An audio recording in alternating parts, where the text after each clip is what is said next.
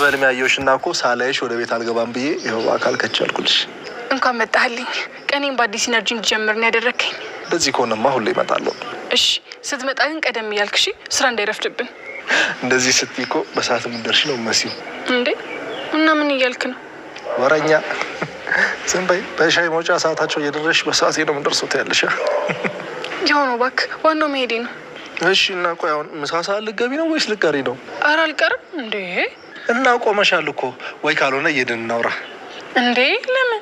ከፈለክማ እዚህ ገብተተኛ፣ እኔ በኋላ እመጣለሁ። አይ ግድ የለም ቤት ልሂድ፣ በዛውም ልሸኝሽ። እንዴ እንዲህ ጨርቆናማ አትሸኘኝም። አሁን ተኛና በኋላ ወደምትሄድበት ሂድ። ቁልፍ እኮ እኔ ጋር አለኝ። ለካ አለህ። በቃ ግባና ተኛ። ሰኒ አፈቅርሻለሁ። ራስሽን ጠብቂ። እኔም አፈቅርሃለሁ። ቻው።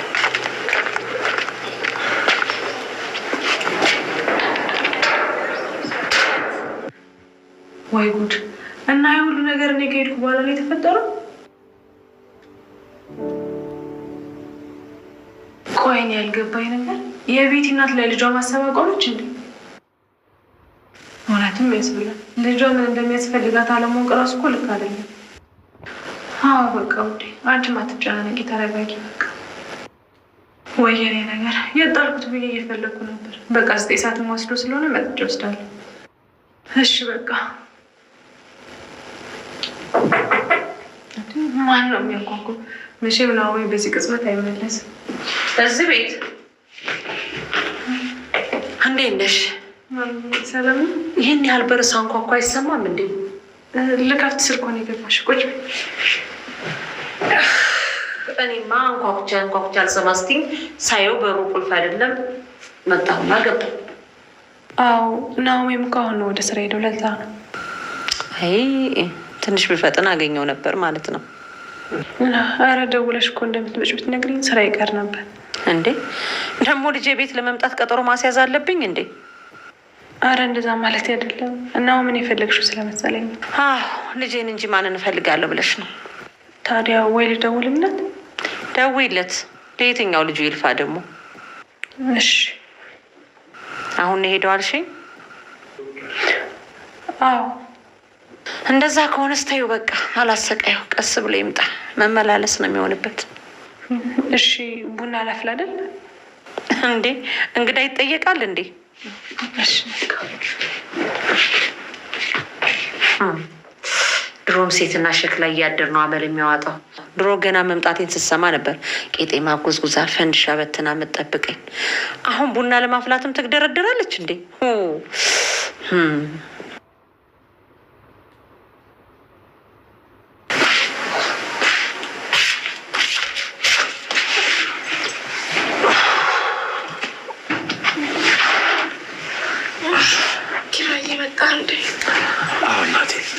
በጣም ደክሞኛል።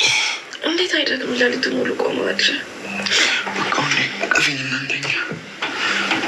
እሺ ግን እኮ ኒና ምግብ ደርሷል ብላ ቀሰቀሰችኝ። ስንት ሰዓቱ? እኔው መብላት አልፈልግም። እንተኛ። ትናንትና እኮ እራት አልበላም። ተነስና እንብላ።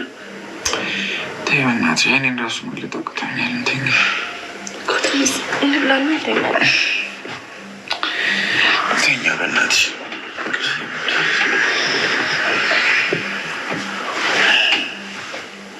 ኪራዬ ወይ ተነስ እንብላና እንተኛለን። እሺ በቃ እንቸኩል።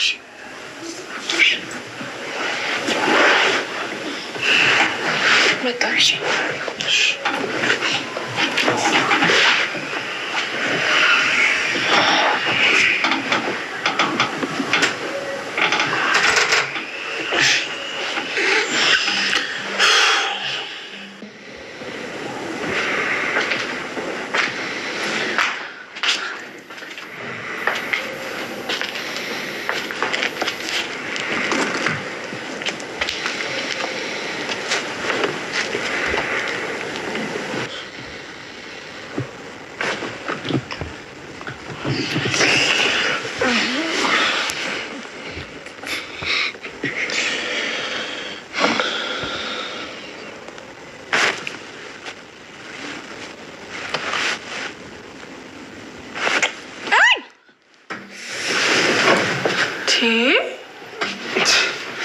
ልነግራ ነው እንዴ?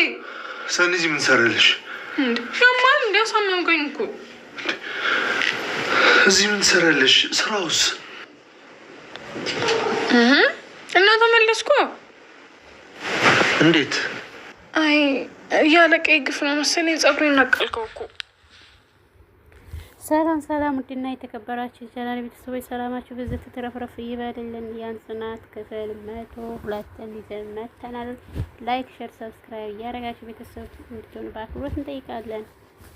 ሰኑ ክሩቤልን እቤት ትታ መሄድ ስላልፈለገች ስራዋን የውሸት ብላ ከች ብላለች።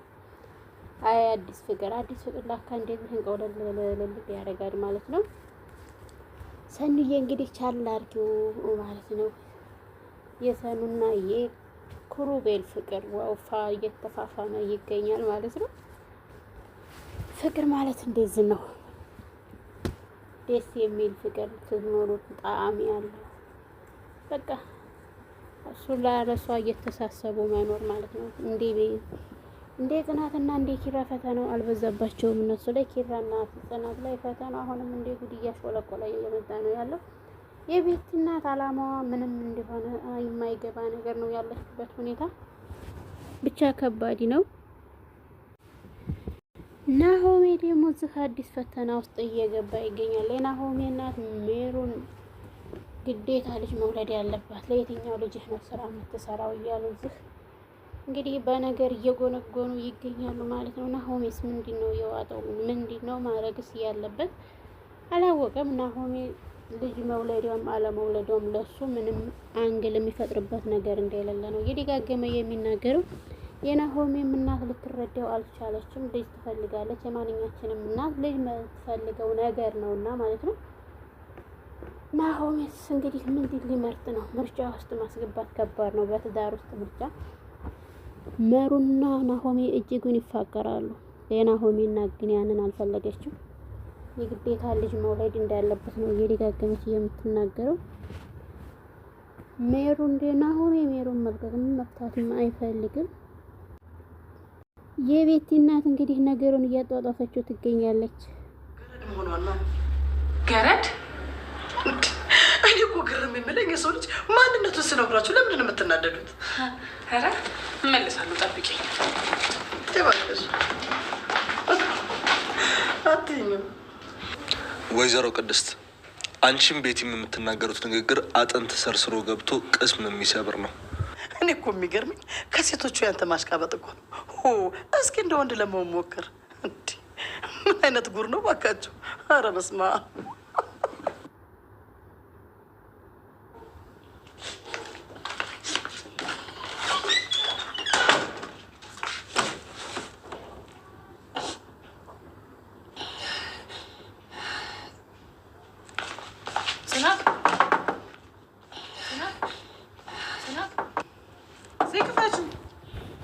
ጽናት መጥቻለሁኝ እኮ ክፈቺው።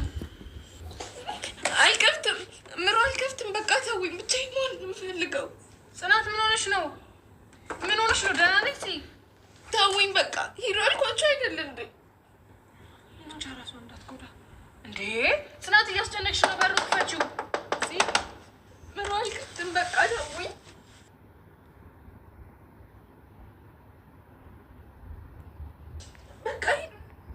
የቤቲ እናት ልክ እንደ ልጅቱም እናቲቱም የሆነ የሰይጣን መንፈስ ያለባቸው በየቦታዎች ሴትዮዋ በምትሰራበት ቪዲዮ ሁሉ ላይ ለምን እንደሆነ ባላቅም ማለት ነው። ሰይጣን በቃ ሰይጣን። ልጅቱም እንደዛው ናት። እናቲቱን አይታ ልጅቱን አግባ ነው የሚባለው በሀገራችን ታዲያ። ሁልጊዜም ገረድ ገረድ። ዋው ግርድና በጣም የተቀደሰ ነገር ነው። በላቡ ጠብ አድርገን ስለምንሰራ ግርድና ማለት ደግሞ ሀርድ አይደለም። በአሁን ሰዓት ላይ ሀርዱ ሰርቆ መብላት፣ ሰርቆ ማጭበርብሮ ማንጣት የሰውን ላም ማለት ነው። እንጂ ነው እንትኑ መጥፎ ነገር። እኛ ገረዶች በራሳችን ላብ ነው እየበላን ያለ ነው ማለት ነው። እና የቤቲ እናት ክሩቤል ለጽናት ማቆማቸውን ሁላቸውንም አልፈለገችውም። እንግዲህ ምን እንዴት ፈለገች? ንብረት ነው ሌላው ያፈራው ምን ትዳር አንቺ ገብተሽ ጀመር። የፍቅር የኪራና የቤቲ ፍቅር አልነበረም። ሁሉም ነገር በሆነ ነገር ላይ የተመሰረተ ነገር የሆነ ነገር ሲደርስ ያም አብሮ ስለሚፈርስ ማለት ነው። እና ውድና የተከበራችሁ ቻናል የቤተሰቦች ላይክ፣ ሼር፣ ሰብስክራይብ እያደረጋችሁ ስለምታበረታቱን እጅግ አድርገን እናመሰግናለን ማለት ነው።